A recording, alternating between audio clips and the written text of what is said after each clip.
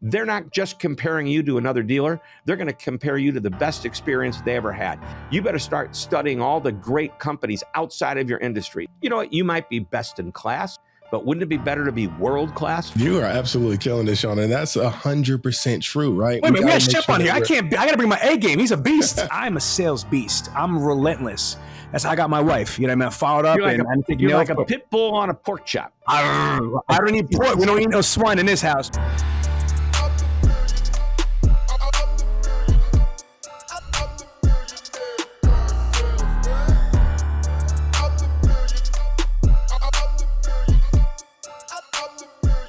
Hey everybody, this is Sean D. Bradley, CSP, and the place to be is the Millionaire Car Salesman Podcast. And I've got my co-host, my sidekick, Mr. L.A. Williams, the blind master, and we got a special guest. But before I tell you who the special guest is, I'm going to just tell you again, folks, I hear you.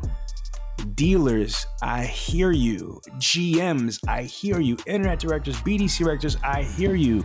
Automotive sales consultants, everybody on the front lines, I'm hearing you. I hear all of your voicemail messages, your text messages, your social media DMs. I see all your comments in the Millionaire Car Salesman Facebook group, and I get it. You're stressed out. You know, you're not selling the cars that you want and need. You're not making the money that you have been making. You're not making the gross that you need to make. You don't have enough people. The people that you do have aren't really trained the right way, or they're not doing what they're supposed to do. You got too many leads, not enough people. You just lost your sales manager. You just lost your internet director. I get it. Well, let me remind you, here's why this is happening. This didn't just come out of nowhere. For years and years. We're talking about 4 to 5 years. COVID happened 5 years ago. It's been 4 to 5 years. And when that happened, we got hit, as I say, with the Avenger blip. Thanos came like that, and the world changed. And just like that, the Avenger blip, we're back. But in that middle, in that 5 years that disappeared, just like in the Avengers, what happened? Dealers did not have to practice, drill, and rehearse. Dealers did not have to train.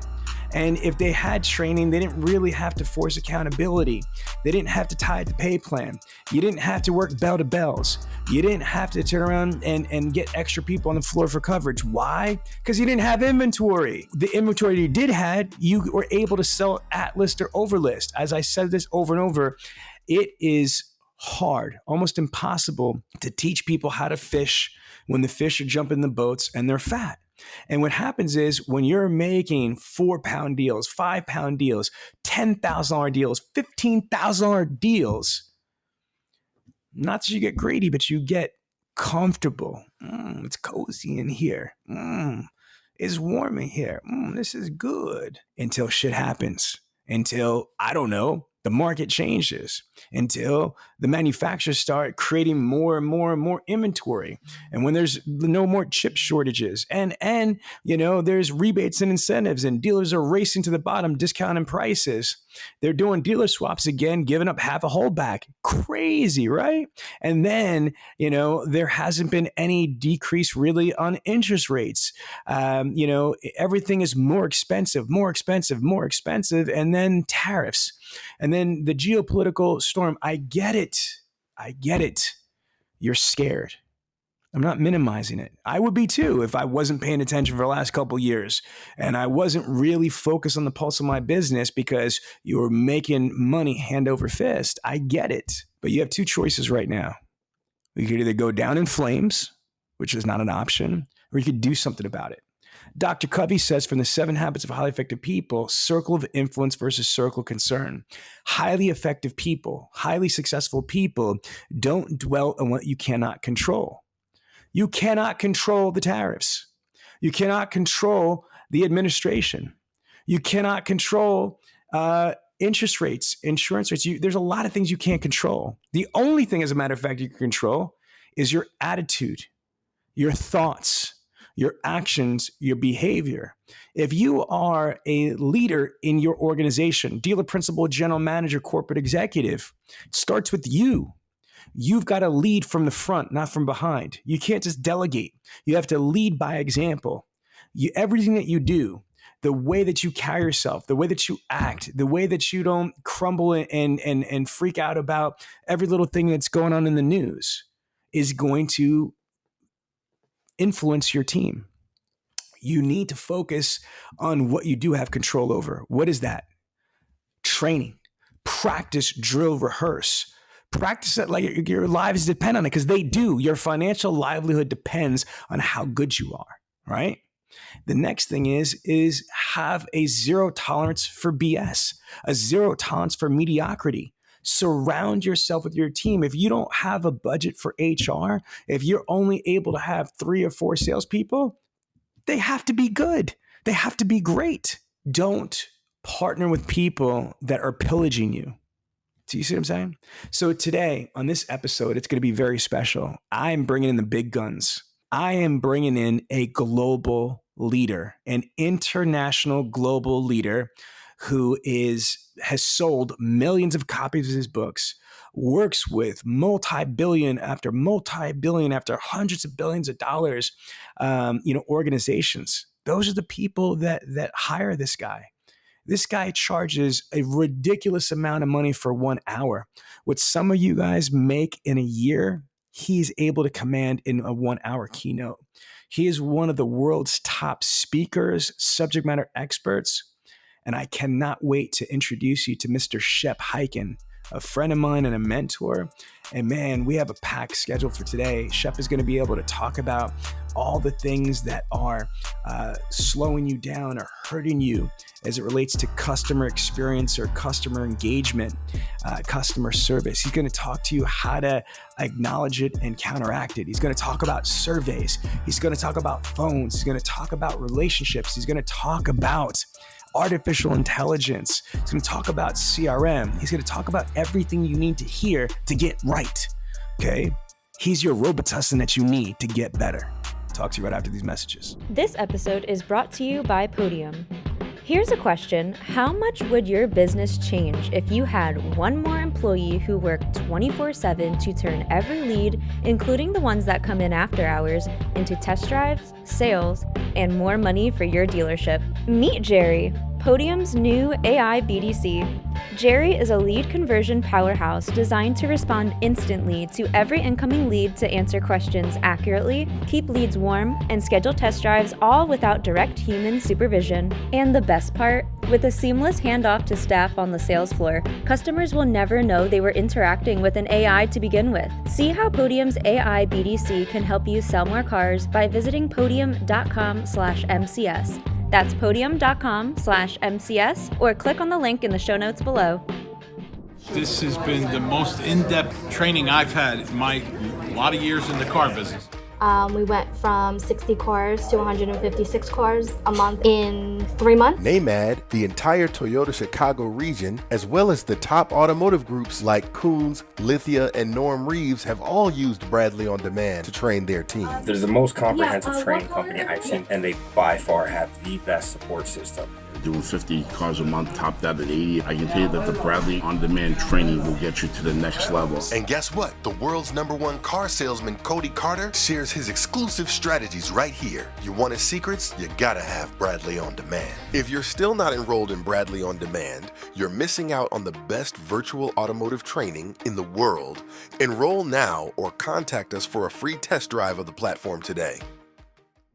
And we're back, everybody. This is Sean B. Bradley, and this is the Millionaire Car Salesman Podcast. I got my co-host, Mr. L.A. Williams in the house, and I'm really excited to bring our guest, Mr. Shep Hyken.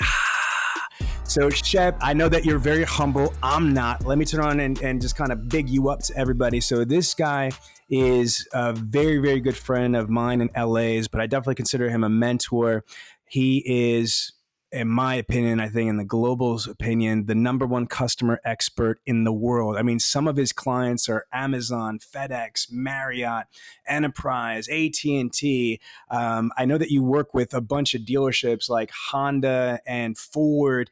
And what other dealerships, manufacturers have you worked with? I've worked with GM, Toyota, Lexus, obviously. There have been a number over the years. One of my first 3 big contracts I ever signed when I started my business was with General Motors. I was hired to do 2 things. One, talk to their salespeople about how to work a trade show or auto show floor in the cities where they had the major auto shows like LA, Detroit, Chicago, et cetera. And then, so I did that for about 6 years. Plus, I also worked at the auto shows. I was like that really good looking person on stage. Not really. Hey, check out the new 1994 GMC truck with 4-wheel drive InstaTrack. Lets you shift from 2 to 4-wheel drive without stopping. And that's nice. No, I did all the kind of spokesperson work as well back in the early part of my career, just because I was there and I could. Well, Nice. in addition to working with these Fortune 100, Fortune 500 corporations, you are a juggernaut in the National Speakers Association, a CSP, part of the $1 Million Speakers Group, and a Hall of Fame speaker, a New York Times bestselling author, Wall Street Journal bestselling author, TV shows, radio shows. I mean, like, look, if we had a checklist to be able to qualify somebody as a subject matter expert, this guy checks off every possible conceivable box. Absolutely. And with orange crayon, we've drawn a couple other boxes to add to the list. If it was a bingo card, somebody had been yelling bingo by now. Absolutely. Absolutely.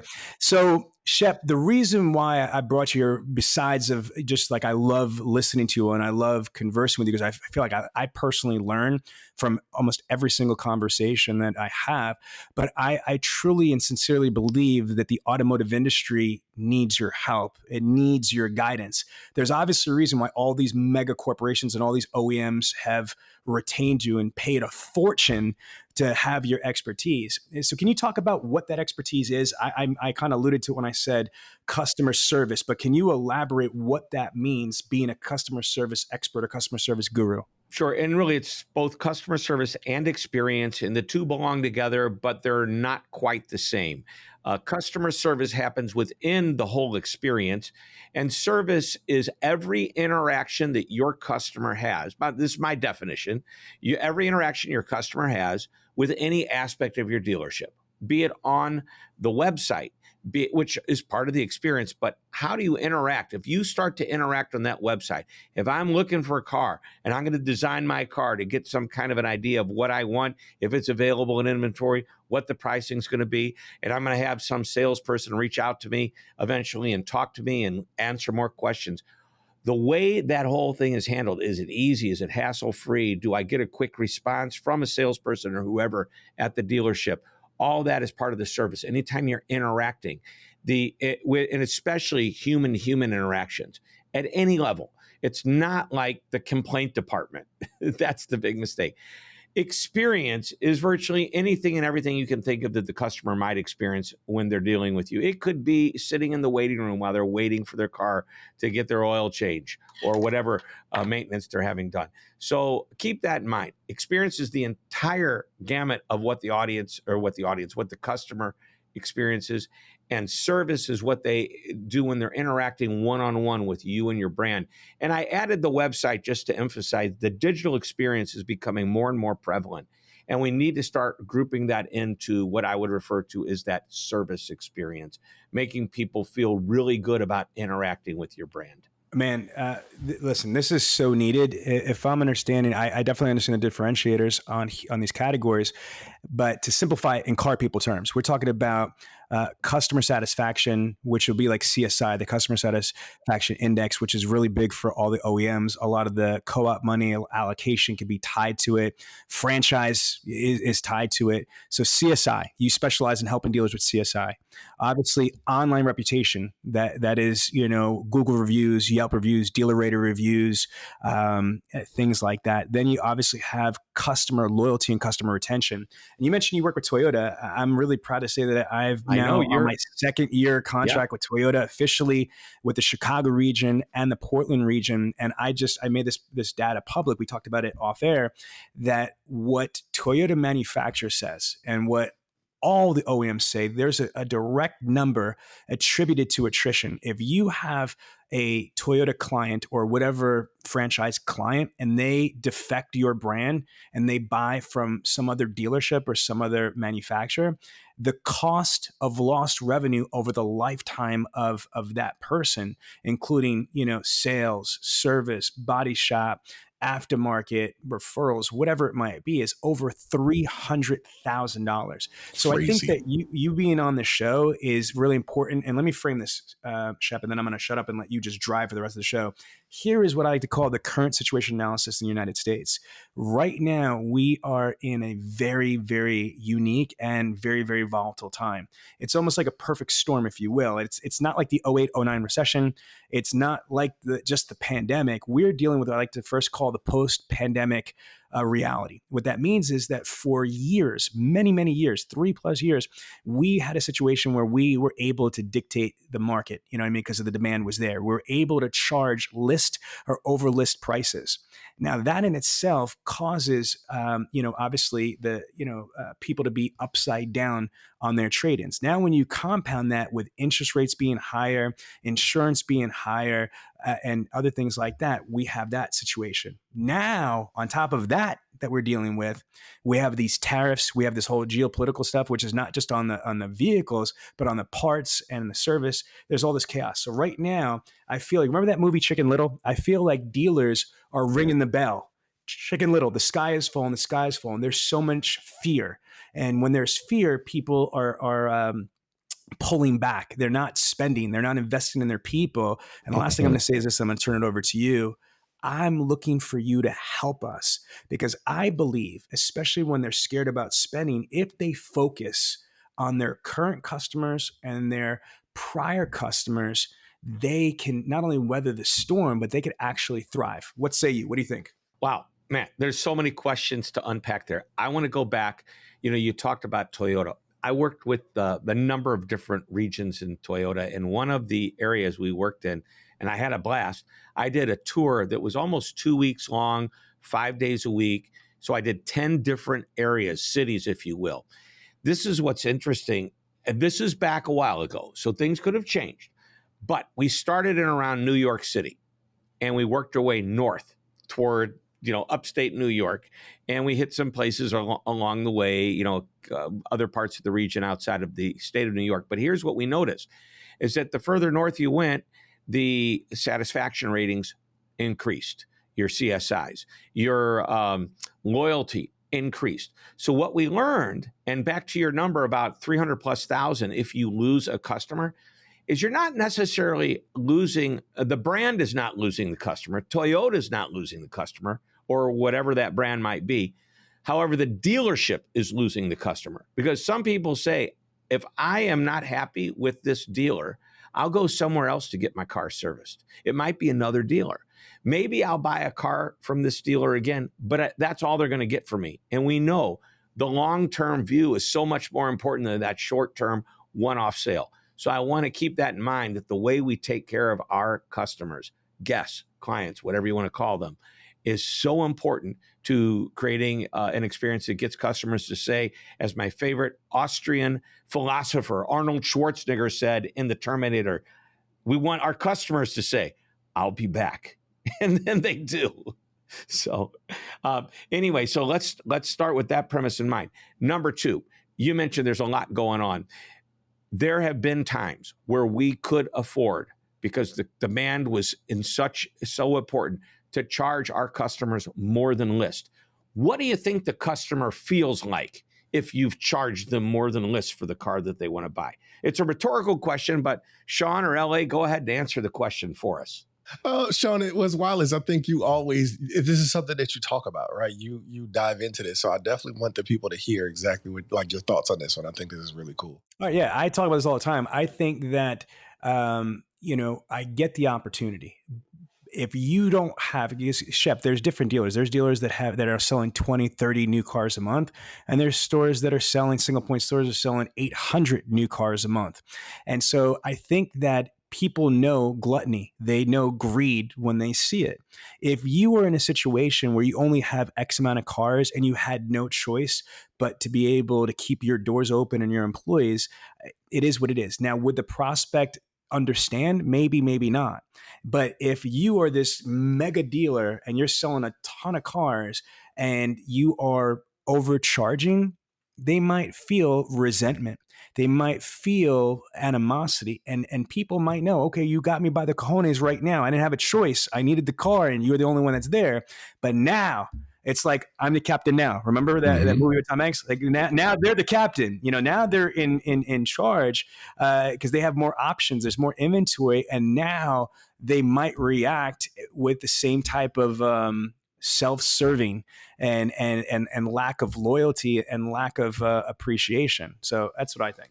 Yeah. And furthermore, as soon as you gouge that customer at any level, they don't have to come back to you for the service. They can go anywhere. They can go to, even a non-branded, I don't know why they would, but even for warranty work. So we've got to keep that in mind. And also, you talk about, just the idea of goodwill. You get none. And guess what that means? They're talking to their friends at dinner. They're talking to their family members. And if you think these people aren't going to have a chance to say, and you won't believe what those guys did to me, okay, in a negative way, as opposed to you won't believe how great these guys are and what they do to you once you get into their, we go down to certain dealerships that are just so well known for the great service experience that they have. And they'll do anything to make sure that you say, I'll be back, and do. Yeah, you're right. It's like they're going to say, you won't believe what these guys did to me versus you don't believe what these guys did for me, right? Amen. And that's the thought process. One word. 2 or 4. I like 4 better. I think the customers do too. Yeah, 4. Yeah. It's not a number 2 or 4. It's TO. Yes. FOR. Yes. So, Shep, I was on your website on Hyken.com. First of all, I'm not surprised. You are super tier 1 operator. It's an awesome website. It's packed with a lot of great information. One of the things, and what triggered me wanting to have you on the show, besides like I'm a raving fan, right, is the state of customer service and CX. You have this free, study that anybody could download. Can you please explain what that resource is and how and why every single car dealer should it's a PDF. There's not even like, you're not holding them hostage. You don't need to fill anything out from what I saw. It really is free with no strings attached. You go to Hyken.com, Hyken, you click on the link that says research up at the top, and you just say, I want the report. Click here, and you're there. You don't have to put in your email address. I hope that you love the report enough to say, I want to learn more about Shep and get on my free newsletter list. That's fine too. But anybody that wants to report, by the way, this is a great idea. The more information you share about anything, the more customers will love you before they ever walk in the door.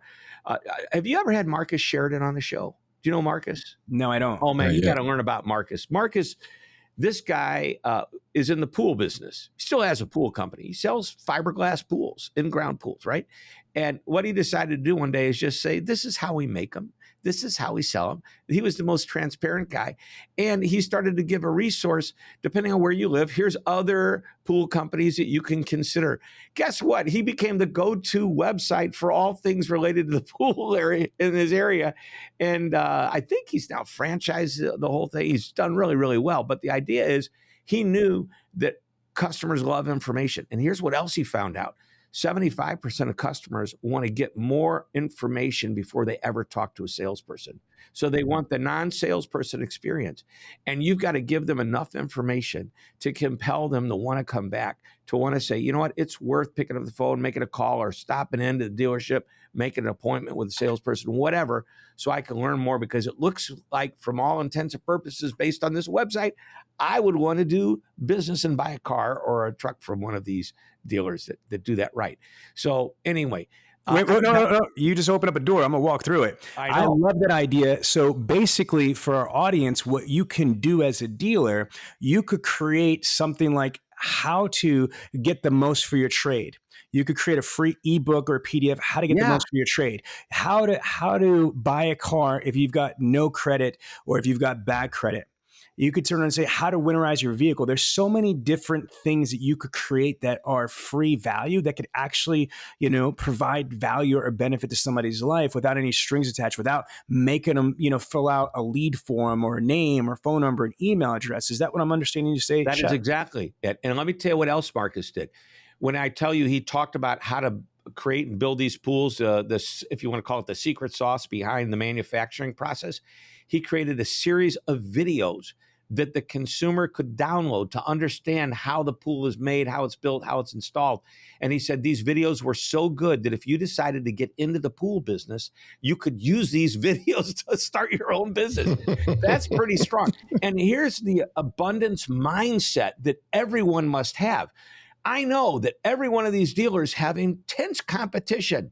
Guess what? It doesn't matter. Your customer is going to look at that competition no matter what you do. So you need to make sure that if they are looking, they always come back to you because of what you gave, what you shared. What do you think the number one thing? I'm going to take a shot that I'm going to be right on this. I don't know the answer.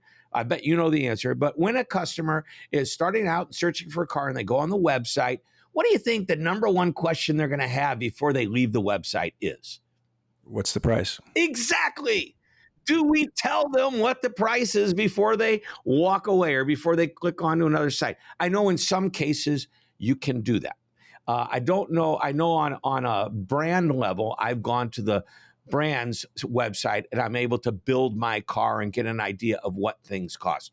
But are we doing it at the local level where our dealers who are, basically selling, I always say, know your mile or, do local well. And whether it's 1 mile or 50 miles around you, it's how well do you know your customer and are you giving them everything they know so that they want to come into you and not take a chance going anywhere else? 100%. So I want to go back. Tell us about the state of the customer service. Okay, sure. And CX document. See, I love for everybody to get this. This is filled with stats and facts. We went out and we take a look at the U.S. consumer. By the way, even if you're not in the U.S., the stats and facts make sense in a lot of cases, and the principles behind them do. But there's many different areas that we can look at. And I know that this is really important to everybody. Surveys. We want to do surveys right. Do you have any idea how much customers hate surveys today? And how many times I'm amazed that I get a survey for something that takes longer to fill out than the actual service that I had. Right. Yeah. And I'm not exaggerating. I come in for real simple, hey, my key fob's not working. And it doesn't seem to be the battery. And they look at it and maybe I put the battery in wrong. They flip it over. And next thing you know, I get a 20-minute survey on how is my experience on changing the battery. And not specifically to the battery, but that's kind of what it is. But we share what drives customers crazy, what gets customers to come back. This is a great stat. Satisfied customers. And we talk about CSI, Customer Satisfaction Index. I'm a little leery of the word satisfactory or satisfied because that just to me implies average. Okay. Now, if you add an adjective in front of it, I was mighty satisfied. That's a whole nother level. It's like, how's everything? It was fine. But if you say, mighty fine, it's great. But just fine alone, I mean, I'll ask my wife, is everything okay? She says, it's fine. Oh, boy. And I know I'm in trouble. Right. So satisfied customers, 1 in 4, basically 27%, don't go back to the places that satisfy them. That's huge.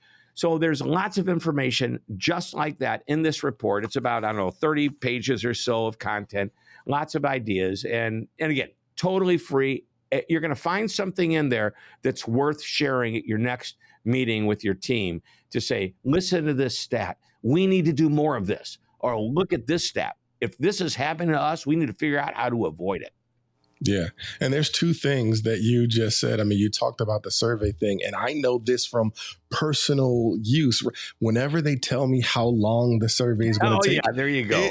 I'm like, okay, I'll do it. 30. Hey, click here for a 30-second survey. Okay, cool. Now for me, because I'm blind, it takes me a little bit longer, but I do appreciate them sharing how long something is supposed to take. And then the other thing that I got out of reading the guide, and listen, no surprise, I want y'all to know, regardless of the customer experience, all of the AI stuff you want to do, the surveys you want to do, I love that you said this.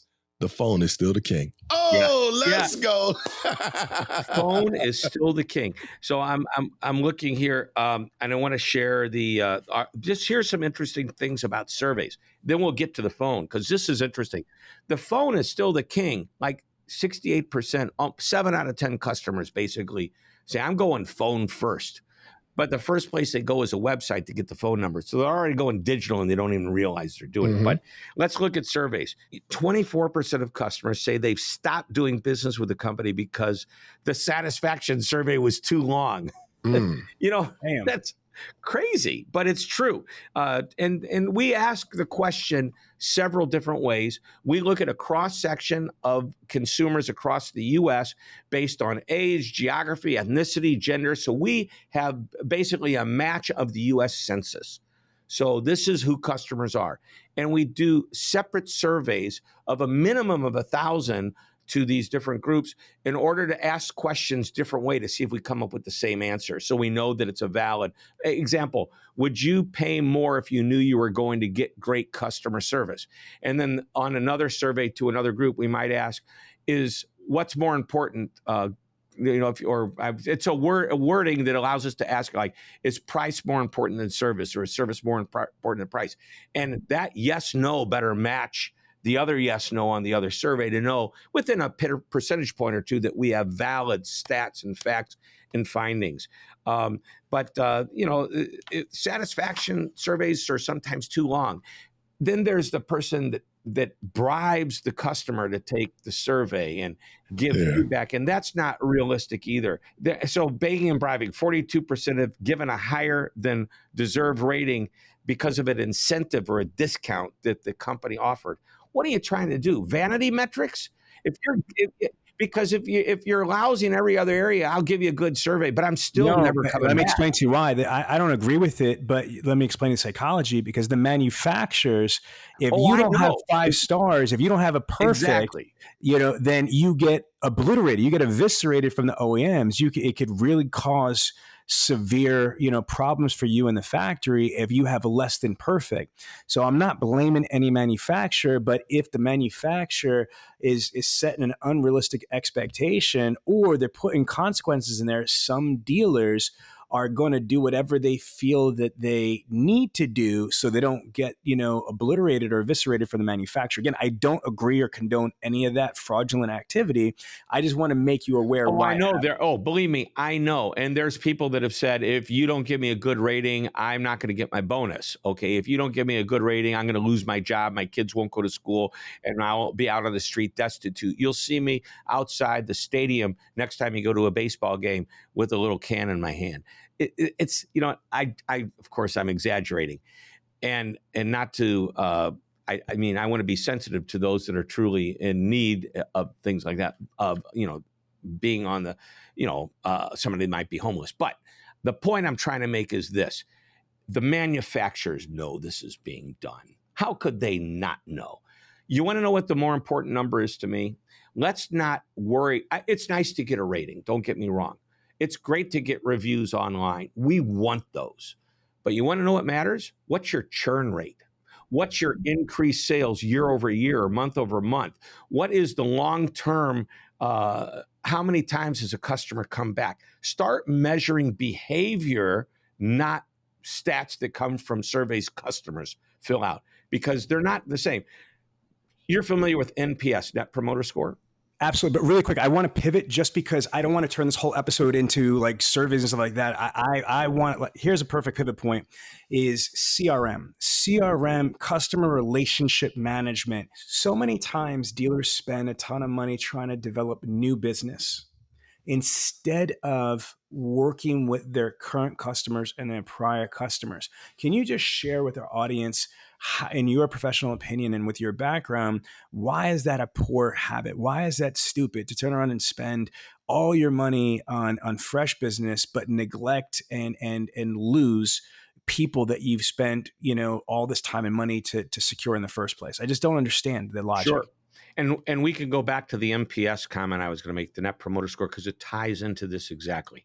Number one, there's probably not one dealer on the planet that will argue that it is far less expensive to keep your existing customers, which means they keep coming back for service, but also coming back for future purchases, than it is to get new ones. Because once you get them in the door and you get them to like you, as long as you don't screw it up, they're going to keep liking you.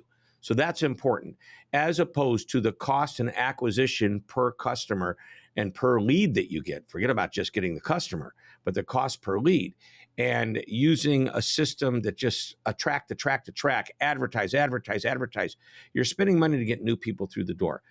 The NPS, Net Promoter Score, is the question on a scale of 0 to 10. What's the likelihood that you would promote us or recommend us to a friend, family member, colleague? The 9 or a 10 is a promoter.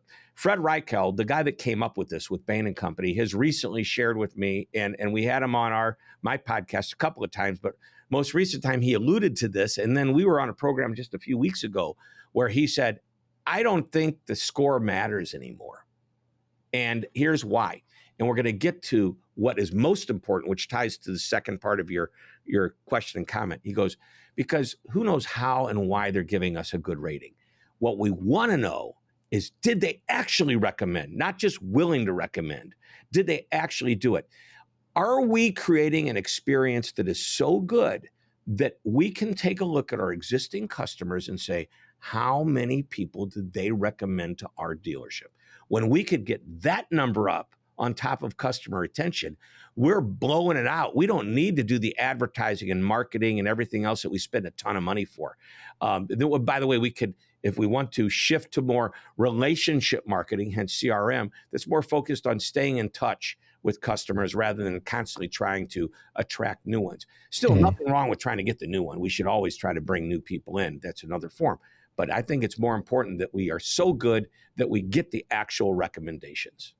If I may, I want to add some wisdom from Dr. Stephen Covey. As you know, I'm a huge fan. Who also loves NPS. They have a whole division of that. Yes, no, I'm aware. So the third habit, put first things first. Another way of saying that, Mr. Jim Ziegler was very famous for saying, be careful of distractions disguised as opportunities. So you can tell what's important to somebody by their spends, where they spend their time and where they spend their money, where they spend. And if you are focusing all your time in just internet operations, the closing ratio, NADA, J.D. Power says, is roughly between 6 to 8% from OEM to third-party leads, and your website maybe 12 to 16%. But that is about it. And I'm talking about from multi-billion-dollar dealer groups to single-point mom and pop independent dealerships. Your fresh up, like your walk-in traffic and your lot traffic nationally from the NADA is roughly 18 to 25%. So those are the realities, and that's where the majority of people spend their time, whether they're dealerships or they're salespeople or they're consultants, whereas the most effective people, highly effective dealerships and highly effective automotive professionals are going to live in the highest percentages, which are prior customers. NADA says that a prior customer is a 65% closing ratio and a much higher gross profit than a fresh opportunity. Second is NADA says that a service customer, to your point, is 7 times as likely to purchase a vehicle before they service a car. And when you have both, when you have somebody that bought a car and serviced the car, it could be almost 80% closing ratio. So again, I'm not the sharpest pencil in the box, Shep, but why would I want to spend my time with low-level activities, low-level opportunities, low-level conversions? Time is money. There's only 86,000 board seconds in a day. Once they're gone, they're gone. So if I have a limited amount of time currency, I want to utilize my time currency with the highest possible activities that are going to yield me the highest conversions. LA? Yeah, you are absolutely killing this, Sean. And that's 100% true, right? Wait a minute, we got Shep on here. I got to bring my A game. He's a beast. I better be killing it. It takes a beast to know one. I can't play. and so with what you're saying, Sean, I hope people are getting a lot of value, right? Because there are some folks that allow us to put this podcast together, right? They allow us to be able to spend time with Shep and ask him questions and things like that. And so I would be remiss if I did not just break for a moment to allow folks to hear a word from our sponsor. So we will be right back on the Millionaire Car Salesman Podcast. Listen, if you don't have access to Bradley On Demand, you're missing out on crucial information. The top automotive groups like Coons, Lithia, and Norm Reeves have all used Bradley On Demand to train their teams. And guess what? The world's #1 car salesman, Cody Carter, shares his exclusive strategies right here. You want his secrets? You gotta have Bradley On Demand. Stop waiting and start winning. Dominate your market. Click the link and get access now.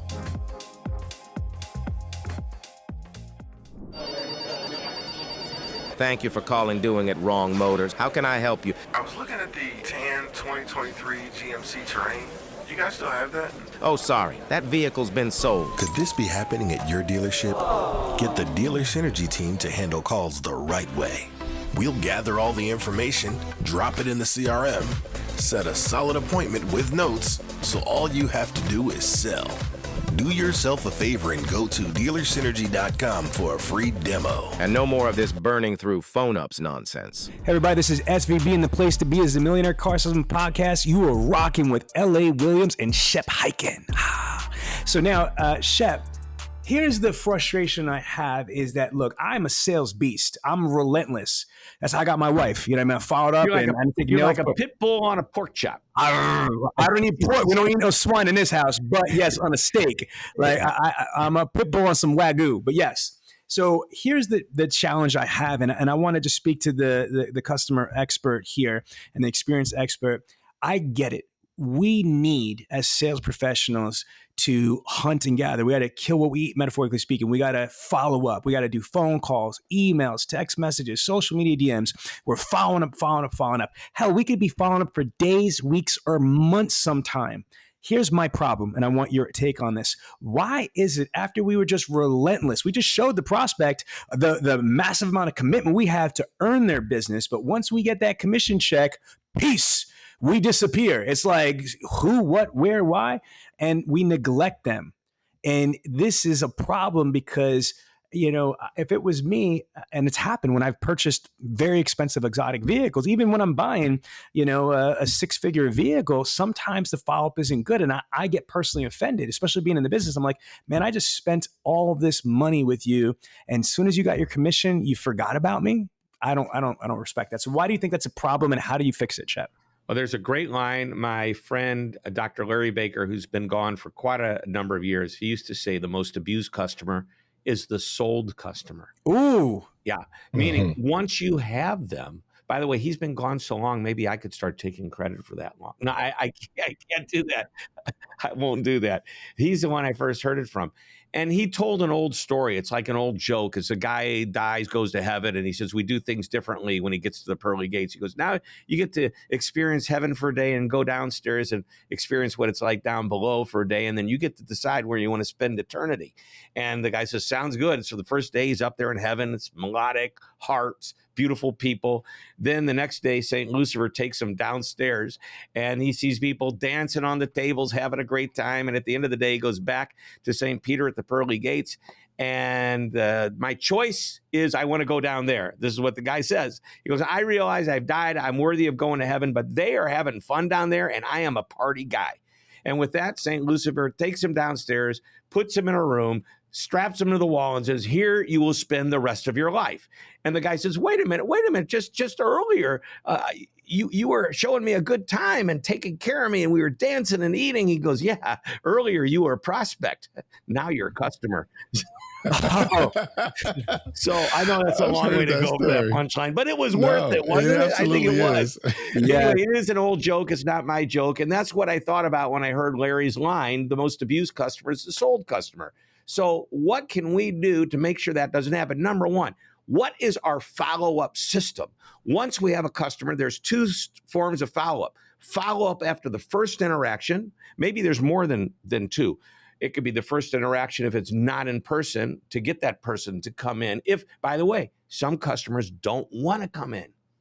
Are we willing to do business with somebody from a distance? Will we take a vehicle to them for them to try out? How much do you want to do business with them? That's a whole nother topic we could address, but there's different systems that need to take place, or processes, if you will, that need to happen after these milestones. They're interested, we talk to them. They showed up, now what? Once they buy, what happens after that? This is a process that needs to be documented and followed every time.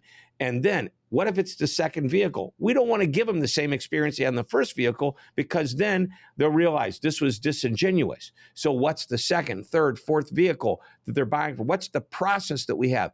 I have some clients, depending on what they sell, and it's automotive, it's luxury items, that they receive not only a thank you, but a special video that was created just for customers who bought this product. By the way, that video may not be a custom video to the person, but the setup is. So they can say, hey, Sean, I created this video with my friend LA for all the customers that have bought that fancy exotic car that you just have. And here I am going to get ready to show you. Ready? Here it is. And then LA and I come on and we talk about the excitement that you're going to get out of this. And then when it's done, you're back on. Now, what that is, it's a tiny, tiny bit of editing. Guess what? There are programs that will automatically do that for you. Or should I say automagically do that for you, because it's so easy. It's almost like magic. So what's the process? What's the process after? By the way, I like my dealership that I go to here in St. Louis for my car.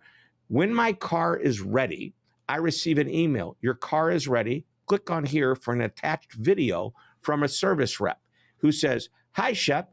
As you can see, I'm standing underneath your car. They show me the video. This is what we worked on. This is what we did. Your car is ready to go. Thanks for doing business with us. How cool is that? I think that, I'm sure that's done by a lot of dealerships today, but this was the first one that I experienced. There's another dealership that we use. My wife and I have been buying cars for years from them. She still drives that brand. She never has to go in. I remember when we were looking at this dealership, we said, we won't do business with you because you're 10 miles away and the other dealership's less than a mile. And the dealership said, look around. Do you see a waiting room? We looked around. No. Well, we've got one. It's very small because nobody hardly ever uses it. When you buy a car from us, unless it's an emergency, you make your appointment. We come and drop a car off, pick yours up, and bring yours back when it's done.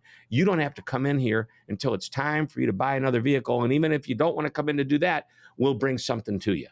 Boom. How cool is that? That's the process that companies, brands like ours, do to make sure nobody leaves.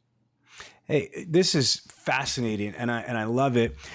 Shep, one thing I do want to pivot to on this is artificial intelligence. Podium is recognized as the Leviathan in the world for artificial intelligence, specifically conversational AI.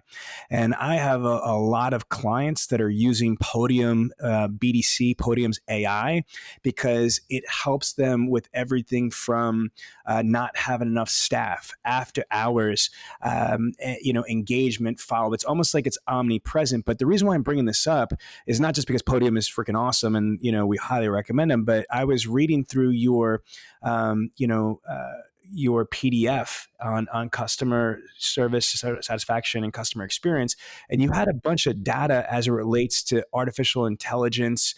And can you please share that, because I find it fascinating? What is your opinion about AI, and how can AI help the customer experience, the customer service, owner loyalty, retention? How could it help dealers when dealers need the help the most right now? Well, here's what's cool. If we do AI the right way, it means we have the latest and greatest. And the latest and greatest could be a year or so old. And a lot of times, once you get even past 6 months in today's extremely quick-moving technology, it becomes apparently outdated. So if you're going to get a system, I don't know about Podium, but Podium would hopefully be able to upgrade you as time goes on to what's the latest and greatest. So you're not stuck with a legacy system that doesn't do what your competitor is doing. So keep that in mind for anybody looking for any type of solution for any type of technology, software, AI type business. Now, what is AI great for? I can ask questions. Let me put it in the most simplistic manner. Number one, I can ask a question in my dialect, by language, and with all the misspellings and bad punctuation, and AI will still know exactly what I'm talking about, or ask me a couple of questions to make sure, just like a salesperson should do. All right. Number two, the information it gives me is going to be given to me in a way I understand. And if I don't understand it, it'll say, do you understand? And I'm not sure. It'll give it to me a different way. So there's this great conversational aspect. It's called generative AI. And the next level of this is agentic, where the AI will actually do a process, start and initiate a process that will allow you, once we've established, say I'm calling and I don't know what's wrong with my car, and I type in a question and it asks me a few questions and it diagnoses my car as needing whatever it is. And what will happen at that point, it'll say, so let's go ahead and schedule an appointment. What day in the next 2 weeks is good for you? Here's some times that are available that day. And it actually will take the customer through a process. How easy is that? By the way, I'm going to take us outside of the world of automotive, and let's go to the doctor's office. Mm-hmm. I can go to my dentist today and I can log on and I can book my appointment. That means I don't have to call up and interrupt the person at the desk and then be put on hold because they're working with someone else. And then they got to open the book and look, and we got to go back and forth trying to figure out what date works. Where I can have my calendar open on the computer and I have their website open. I can just look, see what syncs up. Boom, I book it. And I know this is standard table stakes for many dealers here, but that's a really powerful upgrade to the old system. Metaphorically, what can you do? You can give customers 24/7 access to expertise. Now, the AI should be smart enough to recognize this is a problem that needs to be handled by a service manager or parts person or whatever, and will say to the customer, great question. Here's what I'm going to do. Tomorrow morning at 9 o'clock, our team comes in, or 8 o'clock, whatever time it is. And I'm going to make sure that we call you within an hour after we open to answer this specific question. The AI needs to be smart enough to not give the wrong answer and recognize that they need a human-to-human interaction. By the way, another question a lot of people ask is, are we going to get rid of humans? The answer is no. When ATMs were introduced by Barclays Bank back in the 60s, they said, no more tellers, but every bank I go into still has a teller. And when MTV came out, video did not kill the radio star. So that's my standard line. By the way, is it going to be important for all dealers to accept AI and embrace AI? The only ones that are going to get hurt are the ones that don't use it, because competition will pass you by. You must keep up, or you're going to be playing catch up. And it's not just catch up with the technology, it's catching up on the market share you lose because another dealer or group of dealers is so much better off than you have, because you didn't want to make the right investment to make sure that these customers get what they want, hope for, and expect. And by the way, one other thought, they're not just comparing you to another dealer, they're going to compare you to the best experience they ever had. And if you're going to create an online experience, you better start studying all the great companies outside of your industry. If all you do is look inside your industry, you know what, you might be best in class. I like that. But wouldn't it be better to be world class? So start looking at Amazon, Walmart, Target, and any other great online retailer that's been able to build a following and create even a membership to get customers to come back again and again. Man, you absolutely on fire, Shep. Like, all of that stuff is super duper. You fire me up, LA. You can't be those guys like, oh, them engines. Oh, no, I want my horse and buggy. You know what I'm saying? I ain't doing that engine thing. Shep, I'm so glad you said it, and you said it the way that you did. We're trying to get these dealers to understand. I'm going to be very transparent. It was LA, believe it or not. LA was the one at Dealer Synergy that saw the vision of AI and ChatGPT, and now we're fully invested as a company in utilizing AI in so many different levels, individually, as a synergistic team, our technology, whether it's our CRM. And it's funny that you mentioned generative AI. We're working with a company, I'm not going to release the name, where we're doing video, email, video, text messaging with next level Gen AI, capabilities that could be integrated in the CRMs. But I agree. I think that AI could definitely help increase the experience. Let's just talk about just something so small and simple. You know, it's a withdrawal from the emotional bank account when you're trying to buy something as expensive as an automobile and you've got shitty email templates with misspellings, poor grammar, and lack of just basic giving a shit. You know what I mean? With AI now, and again, I'm just using Podium as an example. I don't care what AI you guys use, but as an example, if your AI is integrated with your CRM, if your AI is integrated with your online reputation strategy, like your Google reviews and your dealer reviews, if your AI is integrated with your chat, and if your AI is integrated in your website, what it does, it could aggregate all the information. And when it aggregates all information, it remembers. It remembers different conversation. It remembers what the prospect said, what it asked for, and it is able to put it all together to have a purely conversation with them, and it increases engagement. That is one of the biggest Achilles heels, I think, in any sales, but I'm going to stick to my lane, which is automotive, is that you only have a 2 to 4% read open rate on email. You only have about a 6 to 8% connection ratio on an outbound phone call. And so the hardest part is just getting engagement with the prospect. So if you not only can you leverage the power of artificial intelligence to increase engagements massively, not just satisfactorily and not just adequately. I'm talking about massively increased engagements, but simultaneously valuable communications, relationship building communications, solidifying, the dealership's mission, visions, and values is being personified through artificial intelligence.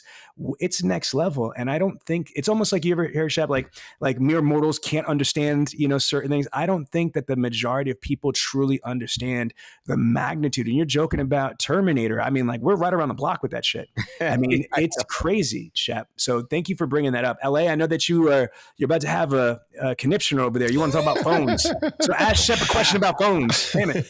Well, I think one of the things that I noticed in your state of the customer service was that, like we talked about, phone is still the king, right? And one of the conversations that I have with people is about word choice, right? I say that words paint pictures in people's minds that elicit feelings. And so it does matter which words you use. And so I think you found some key words that absolutely made a difference in the mind of a customer. You want to just talk a little bit about that? How? Well, give me a sample of what we're talking. So, things you don't want to say or do, Exactly. So things like this, I'm known for when I'm on the phone with a customer saying, hey, real quick, Shep, let me ask you, right? Or, hey, Shep, would it be helpful if I were to, right? So you're using the word quick, right? Using the word helpful, using the word, hey, would you be so kind as to, using the word kind. See, these are words that feel really good to a customer. Right. Yeah. And so, yeah. And by the way, we have to be genuine when we do it. Absolutely. I think the key is anything we say has to be followed up with an incredible listening skill on top of that. Mm-hmm. And I know you mentioned phone, but phone, if you're having interaction that's direct, that's not AI generated, it's people to people. That's what, the number one communication channel is person to person. And it happens to be phone, but it could also be texting, messaging back and forth, but it's messaging with your salesperson or your service person. It's with a human-to-human interaction. So use the right words. Be careful. Understand, and it probably isn't a bad idea to have a program that catches the mistakes that you might make, that phrases things better. There's programs out there, like we talk about ChatGPT. You can say, I want this message to be I want to talk as if I'm Shep Hyken, customer service and experience expert, working and talking to a CEO. And yet I might have another conversation that says, I want to talk like Shep Hyken, talking to a sales manager who's managing a team of 12 people. There's going to be a different conversation there. I need to use the right words. Taking the time to learn those right words and do it right, and ask ChatGPT or some other technology like that to help me formulate my perfect words. Very important, very powerful. Absolutely. I always say that, customers, 92% of all customer interactions happens over the phone, and less than 13% of any dealership staff is ever professionally phone trained. And so you talked about a disparity, man. I'm telling you, that's a major disparity right there. That's wild. So yeah, man, I just kind of wanted to touch on that because, I mean, again, this is the reason why, they talk about, being replaced by AI. Look, that made me feel like, listen, the skills that I bring to the table are absolutely not, they're needed more now than ever. So you want to know what's going to differentiate you from the most incredible brands using AI at the maximum level, the best level? You want to know what's going to differentiate you? What you do when you're not using AI. Woo! Judgment, right? So take advantage of what AI offers, but you throw in a human experience mixed in with that. You want people to know, like, and trust you. And if all you do is go AI and technology, I think I mentioned this earlier, you become a commodity. Then it's truly, well, who's going to give me the best price? Who's the closest dealer? Whatever. And that's who wins. We want to separate ourselves. So when that gentleman said to me, look around the dealership, do you see a waiting room? I mean, he was touching me right where it belonged. I'm not coming here because you're 10 miles away versus 1 mile away. He had the perfect answer to that objection. But more importantly, we laughed about it. You don't get that if you're interacting with, some type of chat bot.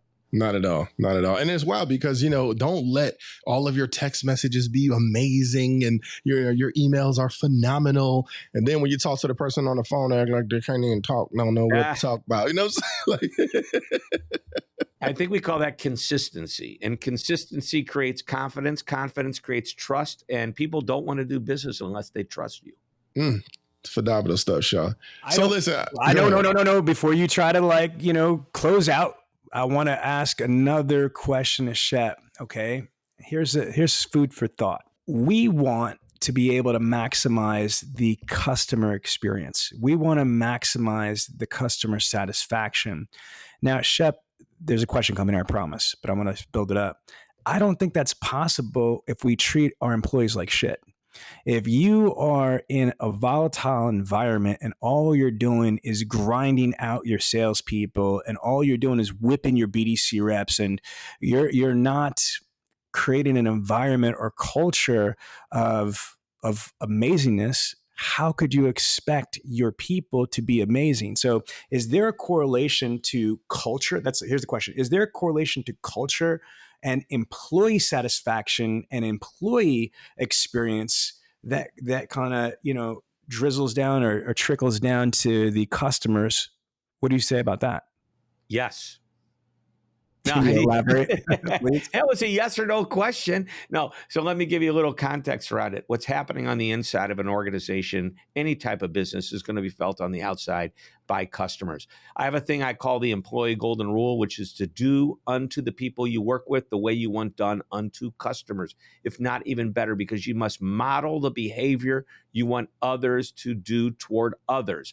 And that's not just customers, but also each other. So if you go to your top ratings for dealerships, and if you happen to have a profile on glassdoor.com, you're going to see the highest rated dealerships often have some of the highest ratings on places to work on glassdoor.com. And it's not a coincidence. It's fact. People love doing business with people that look like they're enjoying doing business with you. And the only way that happens is to create the environment where you get people to engage better with customers. And what better way to do that is to give them the job that they don't ever want to leave. There was in one of my books, The Amazement Revolution, I talked about the idea of fun, F-U-N, but it's not fun having a good time. It's fulfillment, uniqueness, and next. What are we doing to create a fulfilling experience? And what do we do to exploit our employees' unique skills so they have a chance to do what they're really good at? And what are we doing in our organization that gets them excited about what's next? It could be the new vehicles that are coming out next year. Look at the new technology. But we always want to think about what would get our people excited. So that's one idea. And in that chapter, I talk about Brian Keeley, who retired just a couple of years ago from Baptist Health South, big medical system down in Southern Florida. And he wanted to create what's called destination employment. Create an experience that's so good, your employees would never want to leave. And he believed when you did that, they are more engaged, they're more helpful, they'll do anything for the companies that they work for. Well, listen, Shep, as always, it's been an honor to be on the air with you. I truly appreciate your contribution. LA, you want to close us out? Listen, y'all, I always say you are the average of the 5 people who you spend the most time with.